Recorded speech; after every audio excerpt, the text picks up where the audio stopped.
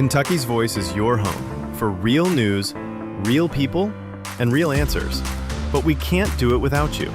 Your financial support helps us bring truth to the forefront, hold leaders accountable, and give a voice to the people of the Commonwealth. Join the fight today. Give online at kyvoice.org or text KYVoice to 53555. Every gift makes a difference. Stand with us. Speak up. Stay strong. You are Kentucky's voice.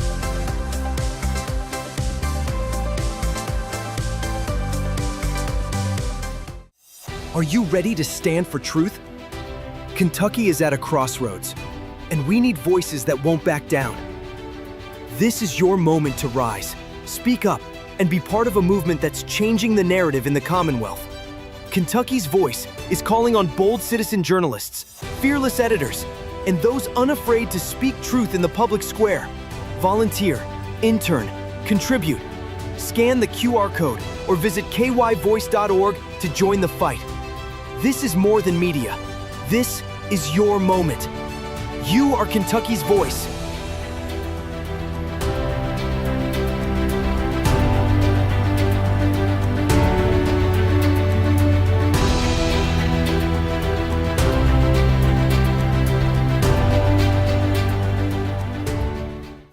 Open borders, shameful abandonment, disregard for human life, the prospect of more mandates and lockdowns, and the list goes on. Now more than ever, we need to stick together. Voting alone is not enough. We must use our dollars to support like-minded companies that fight for our rights and beliefs. Patriot Mobile is America's only Christian conservative wireless provider who shares your values. Last year, we gave more than $500,000 to conservative causes. With your support, we'll give more than $1.5 million this year. It's time to band together and support companies that truly love America and fight for our freedoms. Will you join us?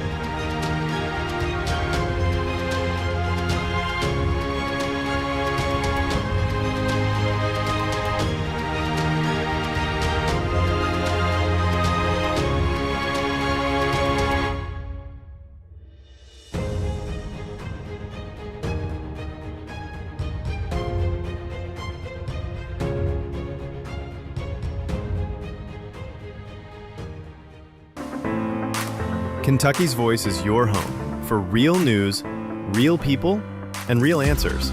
But we can't do it without you. Your financial support helps us bring truth to the forefront, hold leaders accountable, and give a voice to the people of the Commonwealth. Join the fight today. Give online at kyvoice.org or text KYVoice to 53555. Every gift makes a difference. Stand with us. Speak up. Stay strong. You are Kentucky's voice.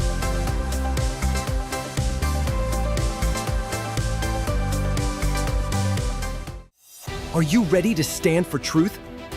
Kentucky is at a crossroads, and we need voices that won't back down. This is your moment to rise, speak up, and be part of a movement that's changing the narrative in the Commonwealth. Kentucky's Voice is calling on bold citizen journalists, fearless editors, and those unafraid to speak truth in the public square. Volunteer, intern, contribute. Scan the QR code or visit kyvoice.org to join the fight. This is more than media. This is your moment. You are Kentucky's voice.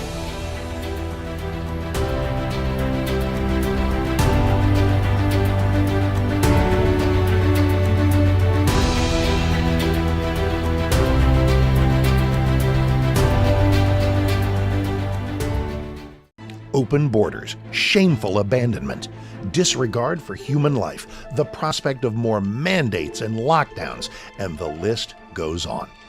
Now more than ever, we need to stick together. Voting alone is not enough. we must use our dollars to support like-minded companies that fight for our rights and beliefs.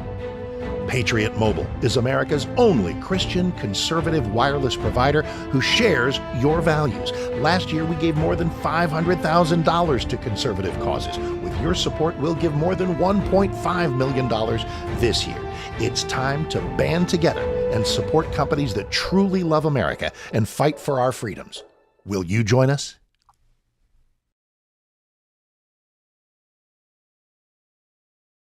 Bob Scott and Jim Waters. All right, welcome to the program. Welcome to Kentucky's Voice. I'm your host today, Tom Fallbush, and we've got a great program lined up. Today we're going to talk about an interesting civil disobedience effort that's going on here in Louisville, or in this area, in Shelbyville, and relating to LGBT issues and library books and schools, and it's going to be a very interesting conversation. Something that you can do, something that the average person could do, maybe to help make some change on this issue. And also, we're going to talk about will Trump send in the National Guard into Louisville? You know, he's going to send it into Chicago. Why wouldn't he do it in Louisville? And so we'll get into that here shortly as well. But before let's get right to our first topic. Let me pull up this graphic, Mr. Producer, if you can. I've got it on the screen here. If you see 7.2% of U.S. adults now identify as LGBT. And so 7.2% of U.S. adults identify as LGBT. Now, if you look at this graph, and it goes back from 2014 up to 2022. Okay, look at how many people identified in 2014 by generation. You know, millennials, it was around 7% in 2014. 2017, millennials jumped up to closer to 8 or 9%, and then 2020, suddenly this Gen Z started identifying. Gen Z starts identifying at 15%. Then suddenly in 2022, Gen Z now identifies at 19%. So what is going on? I mean, this, if you believe the propaganda of the other side, that the LGBT movement, that you're born this way, this is just a fixed, immutable characteristic, just like race or sex, then you shouldn't see this sort of thing. You should see just a consistent line. This, to me, represents more of a social contagion. This is something that has been pushed on people, and especially young people. And young people are confused, and they're adopting these ideas, and this is evidence of it right here. And so how do you push back on that? Because we know this is going on in movies and books and films and TV shows and internet. I mean, all this. If you're a young person today, you're just the messaging from the LGBT movement is incessant, and you're just it's going to be very confusing as a young child. So how do you push back on that? Well, a church here in this area decided to do something, and it's kind of unique. And we're going to play a story here of what they did. This is WOKY covering exactly what they did. So play this. Shelbyville community is coming together to support the local library after certain books were checked out and never returned. WOKY's D'Andrea Turner explains how a local church is at odds with the library. A Shelbyville church is calling it civil disobedience, but many here in Shelby County say it's simply stealing. A member of the Reformation Church checked out LGBTQ plus books more than a year ago and has refused to return them. What we feel like is theft is the fact that our library was entrusted with our money as taxpayers to spend it on good things, good books that children should be exposed to, but instead they chose to put groomer material in front of our children. Church leaders say their call to action was to encourage people to call the library, but admit they're not upset that one person took it a step further. What if people from your congregation, again, take it upon themselves to check out these books and never return them? I would applaud that. The missing titles cost the library about $500, and now the community is rallying around the library in a show of support. Those are taxpayer-funded books in our library, and those are books for all of us. The local chapter for Kentuckians for the Commonwealth is doing things like donating money and forming a meeting group at the library. We just discussed it last night, so there's not a dollar amount yet, but I know of several other local groups that are planning to raise money and purchase titles. That includes the Shelby County Democratic Party. We've had contributions that are earmarked to go to the library. Another group, Voices for Justice, is also raising money. Already they're just saying, we're going to support it, we're going to support it. So I anticipate that it will be a great response to this, and that we'll be able to just help fund different things at the library. In Shelby County, DeAndrea Turner, WLKY News. Right, there you go. So this is just genius. I just applaud the folks at this church and the effort there. And it does many things. It does one. It just highlights the issue. It highlights the issue of it highlights the issue, and it make sure that people understand that the library has these sort of books. And so, so if anything else, it just highlights this point. But we're going to bring in the actual pastor of this church, the pastor of Reformation Church, Shelbyville, Pastor Jerry Doris. Jerry, can you hear me okay? I can now. Okay, yes, great. Sir. Okay, very good. Well, great. We've got you on today. So this is exciting. I just ran across this story last night. I was really impressed. Now, according to the story, you yourself or the church as it is not actually doing this. These are some of your parishioners or maybe people that are connected with your church, and so you're not doing it yourself, but you're encouraging people. Hey, take a stand, maybe do something, and so yeah. Is that right? Yeah, because that's an accurate statement. We have not encouraged anybody to do anything other than about a year ago, we had a member of our church go to the library. It was actually his daughter who discovered some books that were questionable, and she brought them to her dad, and he's freaks out, and so he actually then to go research the library, find 16 total books that are pushing this agenda, and he checks them out and he brings them to us as elders in the church, and he says, hey, this is what's going on. And so we produced a video to highlight in our community what our library had done, because prior to this, we had no knowledge that they were doing anything like this. And, from that, we produced a video to just highlight what's happening and encourage people to put some pressure on the library board, the library director, and those kind of people to get this stuff out. And that's what happened. And then, I guess the next step was that, what do we do with these books? And his suggestion was, I'm not going to return these books. I don't want to put them in children's paths. So he counted the cost of what that would entail for him to never return them. And we support that. We thought that was a good idea. But we've never from the pulpit, like, hey, let's invade this library and let's, check out books or anything like that. Yeah, but I think it's a genius act of, I think, civil disobedience on some level, and we've got to push back on these issues. And if you're ever going to take a risk, you're ever going to fight the good fight, you want to fight the good fight and take a risk for your kids. At the end of the day, you've got to look at your kids and say and realize, hey, I did the right thing. So this is brilliant. And so what sort of pushback are you getting from the community on this? Are they coming after your church? Are they coming after you? Yeah, so I've kind of gotten some death threats. I get some unique mail. People mail me all the time. I'm not the only pastor, but apparently I'm the one that's in the limelight on this particular issue. We did have an arson threat against our church, and we met with our local police department, and they upped their security during our services, and we've changed some of our security protocols as well. We're pretty vigilant about these kind of things because we've been in the public eye on this issue of LGBT stuff before. The local LGBT, which is a really small group, they've tried to do a parade and do a festival and stuff like that. And we, as a church and other churches, would go. One year we sent 39 men to stand out, open air preach, hold signs in the midst of their festival that they were trying in little Shelbyville, Kentucky. This is Mayberry, as far as I'm concerned. So to have to force feed us drag queen stuff and parade children around there is pretty upsetting as a community. So I would say there's a small group of people that are very pro-LGBT in our area, but they're small.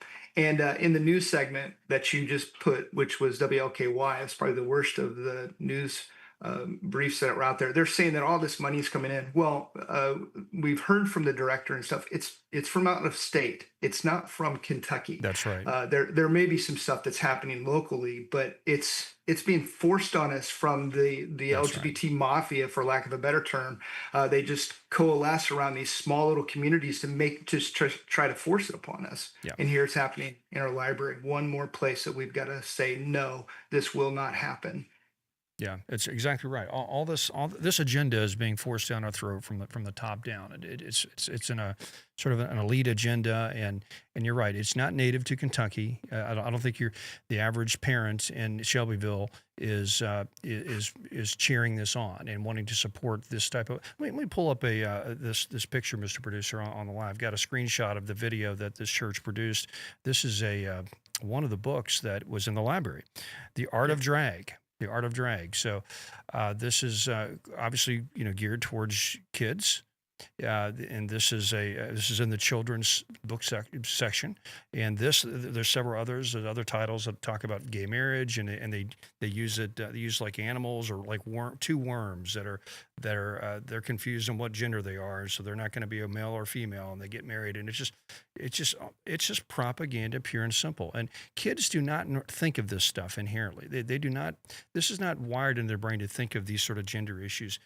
These are brought to kids by adults, and it needs to be their parents doing it, not the school system, not the libraries. But tell you what, Pastor, we'll be right back. We're going to go to this break, and we're going to talk more about your effort to support this civil disobedience in Shelbyville. We'll be right back on Kentucky's Voice.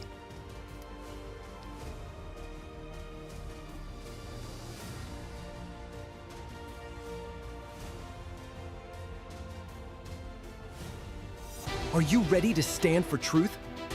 Kentucky is at a crossroads, and we need voices that won't back down. This is your moment to rise, speak up, and be part of a movement that's changing the narrative in the Commonwealth. Kentucky's Voice is calling on bold citizen journalists, fearless editors, and those unafraid to speak truth in the public square. Volunteer, intern, contribute. Scan the QR code or visit kyvoice.org to join the fight. This is more than media. This is your moment. You are Kentucky's voice.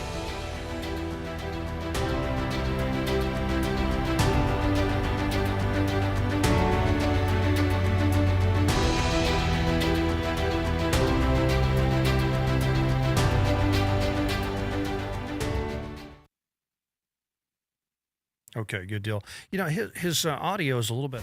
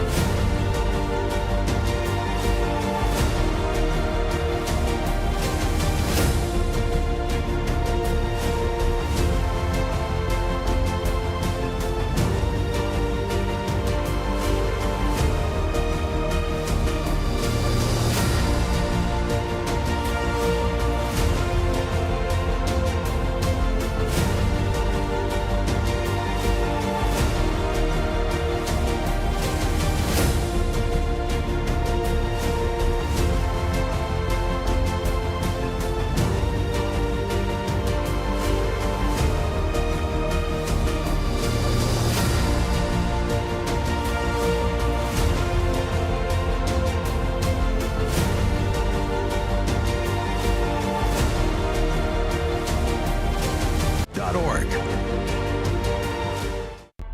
We the People Fall fundraiser is going on now. Learn how you can partner with us this week live from 11 a.m. to 1 p.m. daily. Together, we will stand for faith, family, freedom, and the Kentucky way.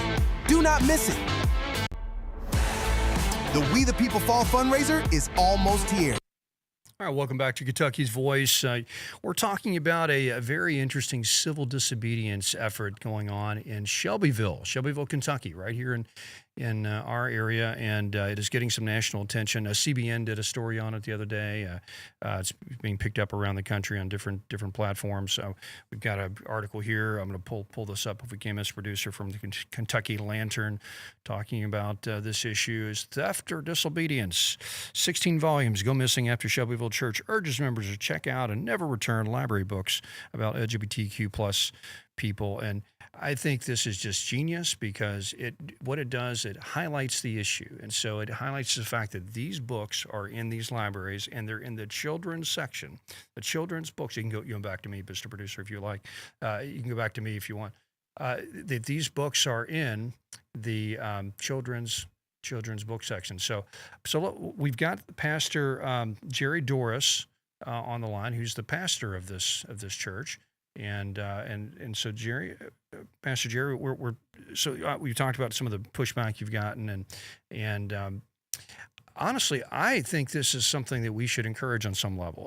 Granted, maybe this might be in violation of the terms of the library of checking these books out, but at the end of the day, the civil rights movement, they broke the law. They broke the law by setting in a lunch counter. They broke the law by not dispersing when the Alabama State Police tried to disperse them from the Montgomery Bridge.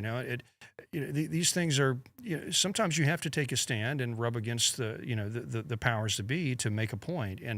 And this is genius. And I honestly encourage people to do this. I think this is a clear way to highlight the issue, if anything else, and also pull these things out of the library at the same time, so real quick, Pastor Jerry, what do you think of that? Do you think is this a movement that should spread? Should we encourage this around the country? Because I would definitely encourage it with the caveat to know what you're getting into.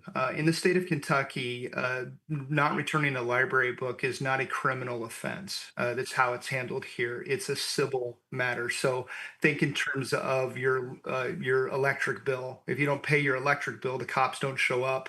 It's not treated as criminal. You'll be fined. There'll be different things that happen.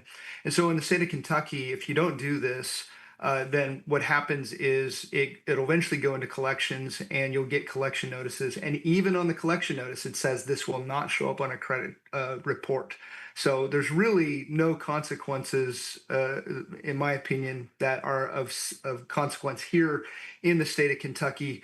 And I can't help but notice that we have an awful lot of homeschool dads who probably never, ever check out a book from the library that could easily go and do something like this and never have to worry again. Yeah. And we could rid our state of all this filth that's happening right now. Yeah, I think it's a great plan. Even if you had to pay the $400 for the 16 books, I would do it gladly just to get those things out of there. And then if they restock them, I'll do it again. Listen, we've got to fight. This stuff is evil, and it's. You see what it's doing with these transgender shooters. Let me pull this up real quick. There's a really brilliant meme I saw on X the other day. I wanted to just share it with you. It's called the slippery slope. Mr. Producer, if you can bring this up on the screen. So basically, this is the slippery slope of the LGBT movement. And so first off, it said, just let us get married. That's all we want. And then the next step, well, now just bake our cake. Just bake our cake. That's all we want. Just bake our cake. Now just use our pronouns. Make sure you use our pronouns. Okay. And now it's let us dance and drag for your children. Let us dance and drag for your children. All right. Then it's let teachers choose your kids' genders. Let the teacher choose whether or not your kid's a boy or a girl. And then then it's let us buy infants from surrogate parents. Let us buy infants. And then now, and here's where we are. The demons are telling me to kill Christians, which is what just happened. Which is what just happened up in. So this transgender movement is sort of the epitome of the bottom of this slope, just the evilness and the violence that's coming out of this. It all started with Obergefell, the whole gay marriage movement. And it's clear. Anybody that has a brain, that has any sense of life, understands this. So your thoughts, Pastor Doris. This is exactly right. I just made a statement to NPR yesterday morning. They'd asked for a statement, and I made this connection. We have a transgender person killing children in Minnesota, and while I don't believe it's a one-to-one connection between a book in the library and killing somebody, it is definitely contributing to the environment that we live in right now. And so the culture is, hey, we've got to accept these people. We've got to include them so that they don't feel depressed and all this kind of stuff, and they're not suicidal. And they're suicidal because there's just not much acceptance. At the opening of the hour here, of this segment, you had shown a graph which talks about how many people are transitioning towards this and are part of this. There has never been more acceptance for the LGBT and specifically trans movement as there is right now, and yet we're seeing where the recent mass shootings and all this kind of stuff are perpetrated by people that have this mental illness of gender dysphoria, and we're trying to treat them as normal, as that this is okay. Well, it's all part of this environment that we've got going on right now. It's because it starts in the library, it starts in the school, and it's because we're pushing this on children that we have so many more doing this, and now we're medicating them because they have these issues. And what's the end result? They hear demons telling them to kill Christians. That's exactly what's happening. Yeah, that sounds like something we're making up. Demons are telling the shooter actually wrote this. He's struggling with this spiritual issue in his diary and saying, they're telling me to kill the Christians. And then he even says, I don't want to be trans anymore. I want to stop this, but I can't. Something's driving me to do this. And so as a pastor and as a Christian, and I am as well, we know that this is beyond just a mental health issue. There's a spiritual battle that's tied into all this. And so, you have to look at these things beyond just the psychological, just the biological. There's the heart issues and the spiritual issues, and you can just see how this movement just kind of leads people into some darkness that's very hurtful to them and also hurtful to the rest of our society. So yeah. So I believe as a pastor, it's my duty to protect my flock, and I'm going to do that through the preaching of the word from my pulpit. And so we talk about these issues. We talk about gender identity and why it's good to be a man, why it's good to be a woman, those kind of things. We identify those. And then I also believe that I have to have a public theology, not just a pulpit theology, just not what I say within the walls of my church, but that outside the walls of my church, I need to be speaking on these issues because the moral voice is missing. Many pastors have abdicated from their public duties to just speak about these issues. And largely we're kept silent and quiet because we think that we have to affirm this in order for us to be accepting and stuff like that. But we must stand upon God's word and we must proclaim truth. And the realities of it is that truth is the only thing that's going to set this world free or going to, help someone understand. It's not by coddling them in their gender dysphoria. It's speaking truth about who they are and why it's good to be a boy, why it's good to be a girl. That's exactly right. And not only preach truth, it's also important to take action and engage publicly, like you said, speak truth, to have a public theology that also translate into some action. And very interestingly enough, some folks in your congregation in Shelbyville have stepped up and they've actually checked out these books and they're not returning them. And I think it's a beautiful thing. Let me go back to this chart real quick, Mr. Producer. I want to read a couple of tweets that are on this page that are very poignant. And so at the bottom right here, it says, there's no 5-year-old in the world that is gay, lesbian, or transgender. Young children do not talk about sex and sexuality unless they have been groomed to do so by an adult. Bottom line, and that is so true. That's exactly what these books are doing. They're grooming young children. And Pastor, thank you for your fight and for your standing up in your community to help protect children. And so there we go. So last word, we get 5 seconds left. But not enough time to say anything. We'll go. We'll be right back after this next segment. Thank you.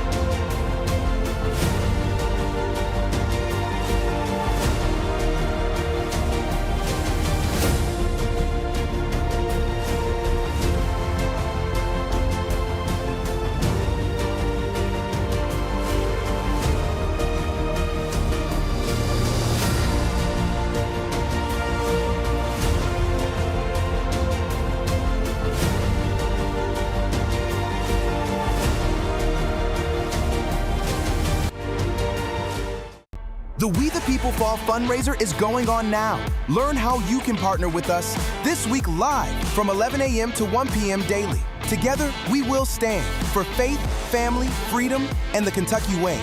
Do not miss it. All right, welcome back to the show. We just had a great guest on and a great topic about the LGBT movement and how local people are pushing back on it and how they're using the library. They're checking out books in the library that shouldn't be there and not returning them. I think that it's just genius, and I encourage that effort. And just be wide-eyed about what you're doing, because they probably will send a collections person after you, but who cares? It doesn't go on your credit record apparently. So anyway, just dig into the story. It's awesome. I love it. And we have a text that came in that said, earlier in your broadcast today, the comment was made by the LGBTQ movement still pushing the "born that way" lie. Those LGBTQ activists who do know that is a lie, who do that know. Well, I can't read this right. They know that it's a lie. They know the science doesn't show that, and they still want to promote that lie. And so he recommends our audience read an article called "Campaign to Overthrow Straight America" by Pure Life Ministries here in Kentucky. So anyway, so we know this movement is aggressive, and they just mislead people, and they, oddly enough, want your kids. It's not enough just to get adults to accept this and all that. They some reason want to get into the schools and get into the minds of children. And because they know it all starts there. They know the confusion it's easy to confuse a child, and that's where a lot of this sexual confusion comes from, is in childhood, through trauma, through family issues, and a lack of a loving father. Usually daddy issues are where a lot of this stuff comes from, and it's tragic. And you don't want to beat up on the people that are struggling with this. Obviously, we're not here to just trash people that have same-sex attractions or are confused about their gender. My heart goes out to them. But at the same time, the movement that a lot of these folks want to push on us and our society and on our children is wrong, and it's evil. It's really evil, and it's going to hurt more people. And so we've got to push back on that. So hats off to Pastor Doris there in Shelbyville. Give them all the support you need. I'm going to switch gears on another topic here. Andy Bashir he's taken his podcast national. And so I don't know if Mr. Producer, if you can bring up our King Andy. There we go. No Kings, King Andy picture. But we can go to this WDRB article. Kentucky Governor Andy Bashir goes national with his podcast. And so he's now on Sirius XM radio. So he started a podcast a while back, like all the other aspiring Democrat, presidential candidates, just like Gavin Newsom. And so, but now he's on Sirius XM. So the rest of the country can hear his sleepy delivery and his kind of misleading statements on how he's doing such great things for Kentucky, when he really is just taking credit for what the Republican House and Senate has done here. And but he cares. Yeah, he cares for you, and his faith tells you that it's okay to groom your kids, into the LGBT movement. That's what his faith says. His faith says it's okay to have this book in your library to teach your kid to be a drag queen. And so maybe he'll do a podcast on that. How to turn your kid into a drag queen. That'd be a good topic, Mr. Governor. Why don't you cover that, because you've been promoting that stuff quite a bit. So, but anyway, just a little bit on Andy Bashir. So if you want to hear him, he's on Sirius XM. I want to go to another topic. Obviously, Trump's been in the news a lot with his move to bring in federal law enforcement into D.C. and to try to get D.C.'s crime problem addressed using federal means, and that is awesome. That is genius, and I'm very proud of Mr. Trump for doing that. The next step looks to be Chicago, right? And so Chicago seems to be the next move. And so now the question is, where does he go from Chicago? Because Chicago has got a pretty high crime rate, right? And so, but the other day I started asking Grok. I said, well, what is? Let me see if I can pull this up. What is the crime rate as it relates to Louisville and Chicago? And I'm going to hopefully pull this up real quick. I thought I should have had this ready. So here we go. Murder rate in Chicago versus Louisville. And believe it or not, Louisville has a higher crime rate than than Chicago. And so let me pull this up, Mr. Producer. Let me get down to the bottom here. Okay, so here we go. So here's the summary. So 2020, Louisville had 166 homicides. Chicago had 616. So the crime rate in Louisville per capita is higher than Chicago. 26.9 murders per 100,000 in 2020 versus 23.2 in Chicago per 100,000. So Louisville per capita is more violent than Chicago. It has been more violent than Chicago for the past 5 years. And so if Mr. Trump is going to send federal forces to Chicago, to Baltimore, to Detroit, wherever he's threatening to do this, to LA, I think he might want to send them here. And so, Mr. Mayor, I know you've been kind of, actually, you've been wise on some of this. I mean, you definitely stopped the sanctuary city policies, so we wouldn't get our hands slapped by the feds on that. So we appreciate that. And you've shown some good rhetoric around, hey, we need to stop repeat offenders and deal with some issues here.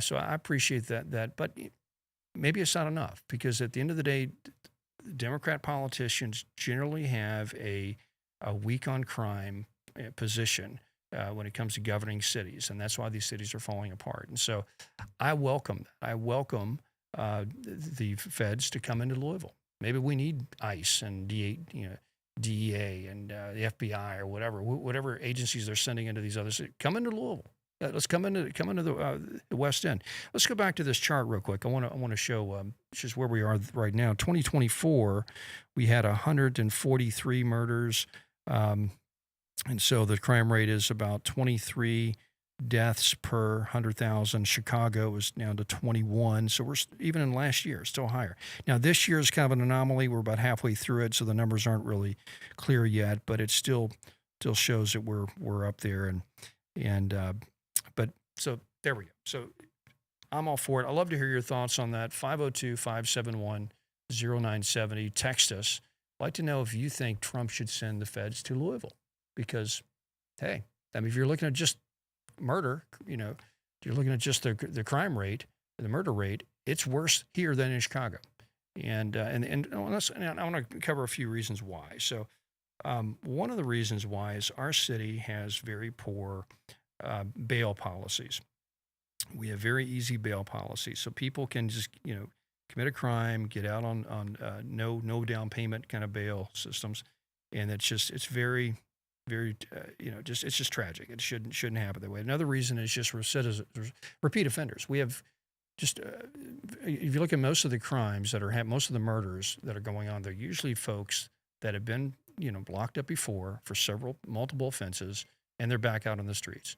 And a lot of it is because the justice system is backlogged. We don't have enough judges or enough resources to prosecute these folks, and so repeat offenders.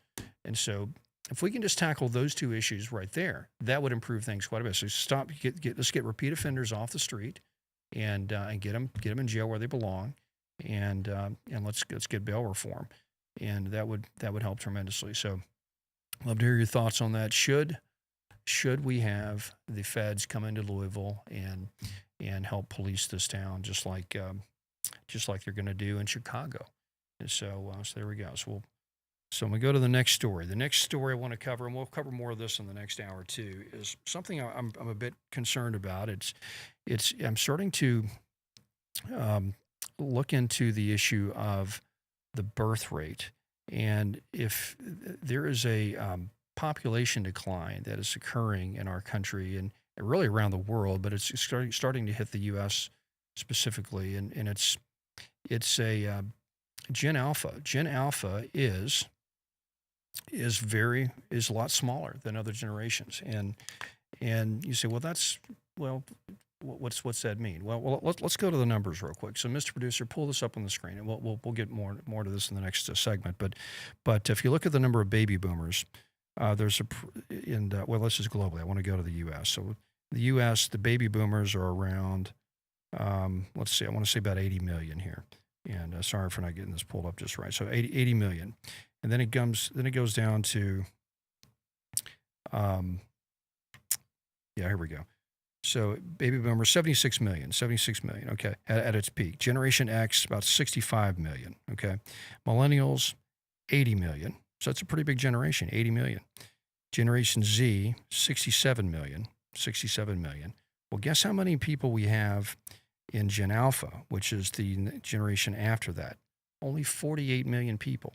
48 million people in Gen Alpha. So we go from millennials at 80 million to Gen Z at 67 down to 48 million people. And what's happened is we've had our birth rate is really dropped off the cliff after 2007.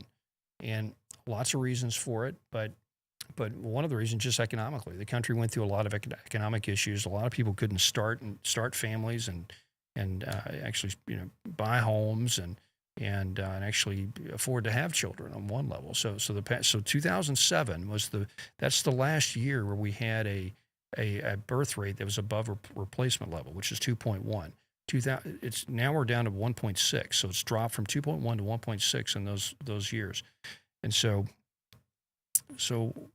in order to replace your population, you need 2.1. So we're now starting to see the impact of that. We now have an entire generation now, Gen Alpha, that has been born during a time where we had lower birth rates. So what does that mean? Well, it means, maybe houses are not going to be valuable in the next 20, 30 years because we're going to have all this extra housing. We're not going to be able to hire people, right? It's going to be hard to find young people to do anything. Maybe some critical systems that require specialty type of labor, we're not going to be able to do anymore because there's not enough people to go around to be a specialist. We just need more generalists to operate. So it's a big issue, and I don't know. I'm not quite sure how to address it. But at the end of the day, we need to change it because it's a problem. And immigration is not the answer.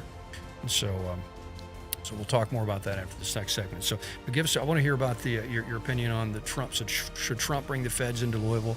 502-571-0970 here on WGTK. You're listening to Kentucky's Voice.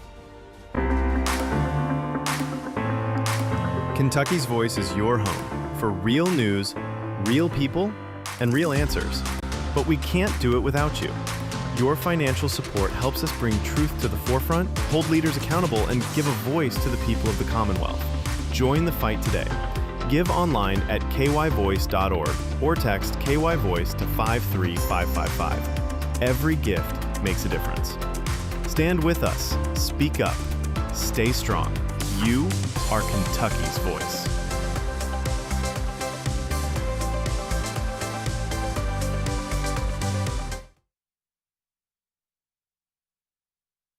All right.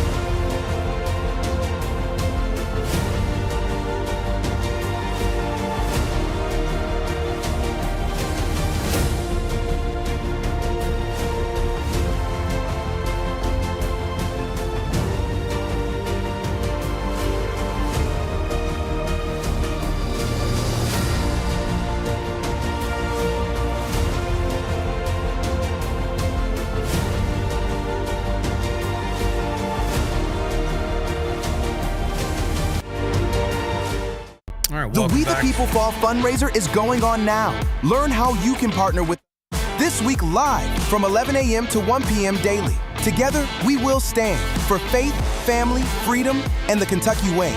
Do not miss it. All right, welcome back to the show. We've got some texts that have come in about the should Trump bring the National Guard and federal forces into Louisville to deal with Louisville's murder rate, the crime in Louisville. As we noted in our last segment, that Louisville's per capita murder rate is higher than Chicago. Higher than Chicago. So now, obviously, Louisville's smaller than Chicago, but we're talking about per capita. So from a per 100,000 person viewpoint here, we have a higher murder rate than Chicago. So if Chicago deserves federal troops and National Guard, maybe Louisville does. Maybe the federal National Guard needs to show up in the West End, in the Russell neighborhood, or Newburgh, or in some of these areas that have high crime, and I think people would welcome that. We had to have a text here from someone who says any citizen of Metro Louisville that's paying attention would welcome the National Guard. Our weak mayor controls our police department, and so there we go. So I've got mixed feelings on Greenberg. I think he's done, for a Democrat, he's done some decent things, and but he's not as far left as some of these other Democrat mayors out there. But at the end of the day, he's still beholden to the Democratic system and the way and the worldview, and even though he's maybe a Democrat light, he's still someone that kind of upholds the whole woke ideology and a lot of that stuff it doesn't help law enforcement, doesn't help the issue of crime. And so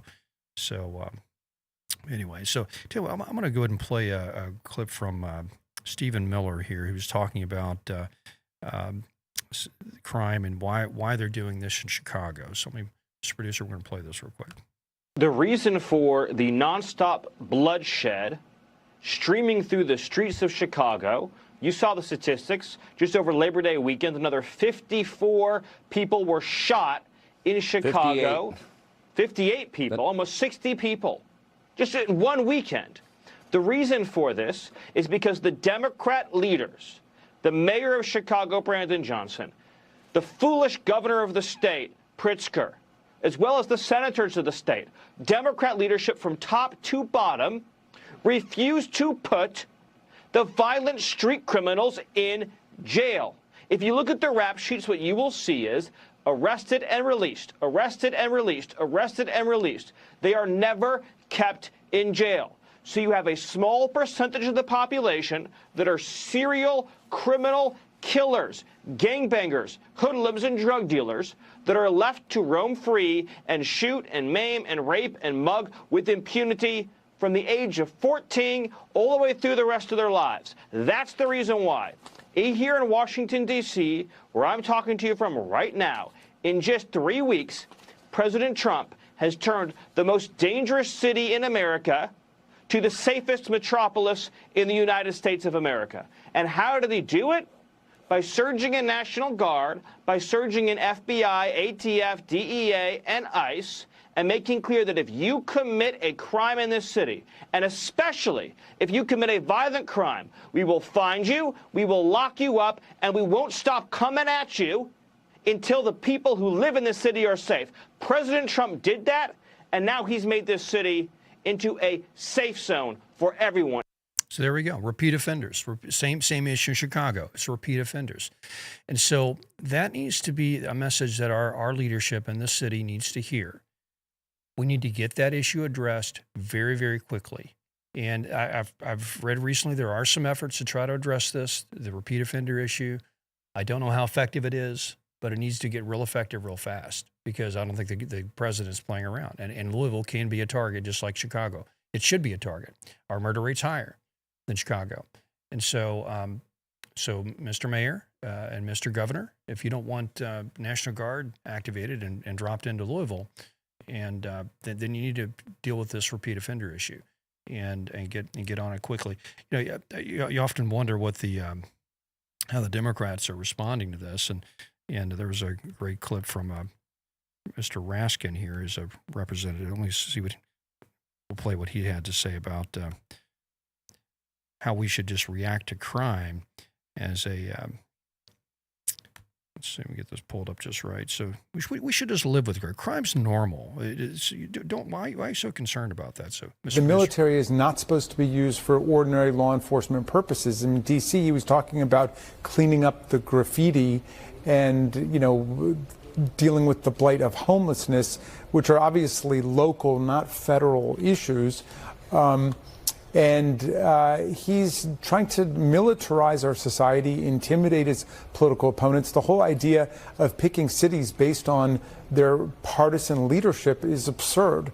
I mean, there are lots of Republican cities and towns struggling with crime. Everybody is across the country. Always. Crime has always been part of our history.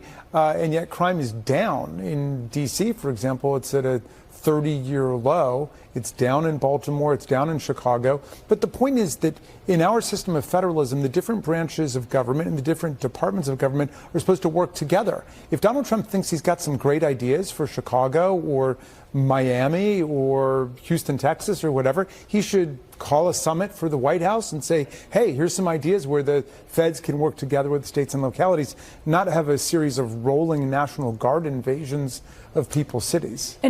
Well, I think it's very clear that these Democrat cities, Democrat mayors like those in Chicago and Baltimore, they have no interest in changing their policies. People have tried to reform their policies, and the end result is just murder and mayhem and the destruction of those cities. And so I applaud President Trump. That is the federal government's responsibility when local government fails to step in and help. And especially because we're also citizens of this country that live in Louisville as well. We're also citizens of the United States that live in Chicago. So we have the vested interest in both federal and local systems here. And so I applaud that.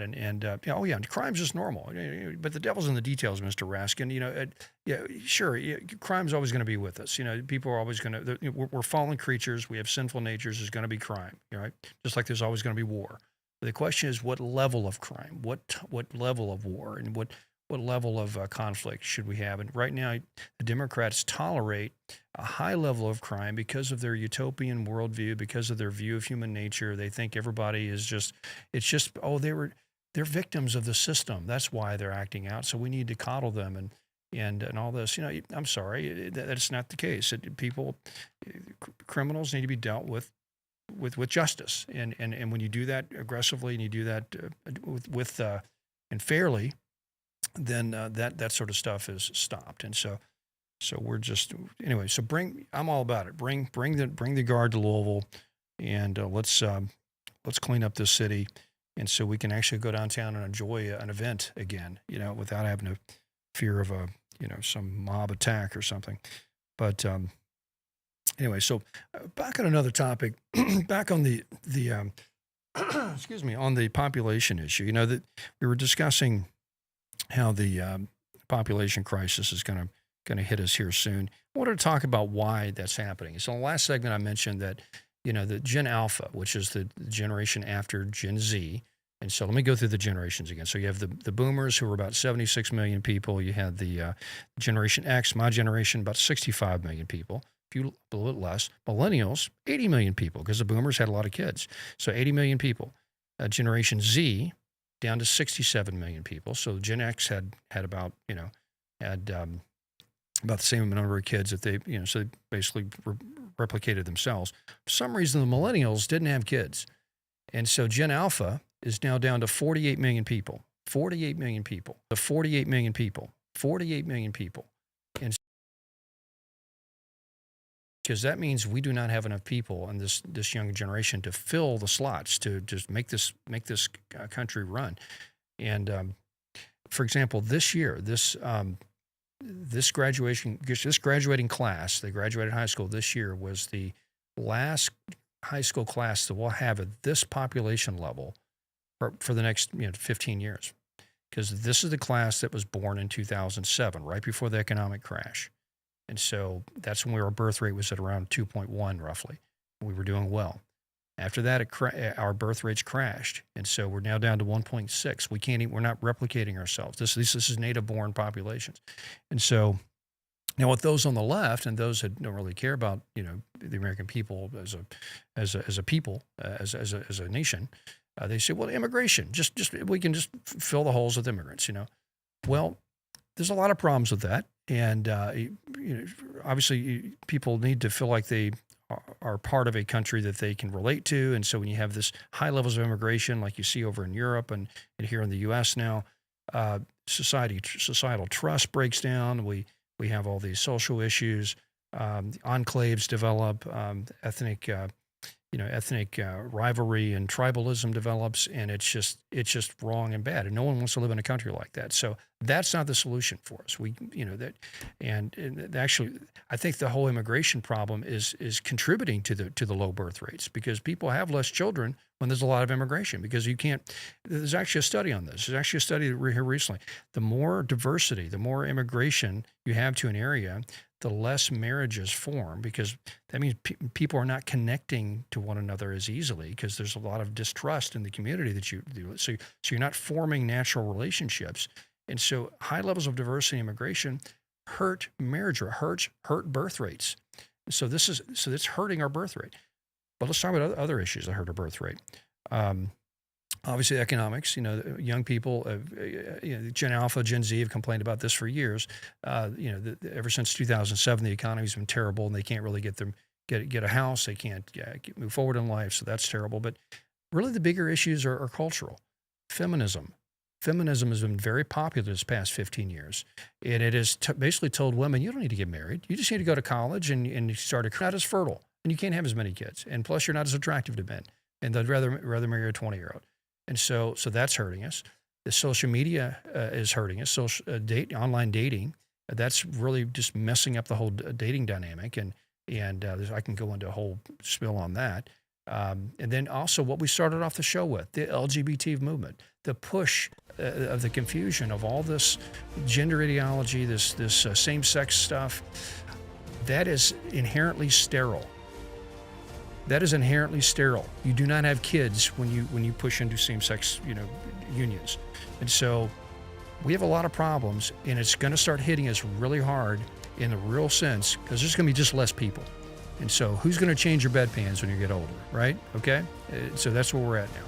And so listen to Kentucky's Voice. We'll talk to you tomorrow.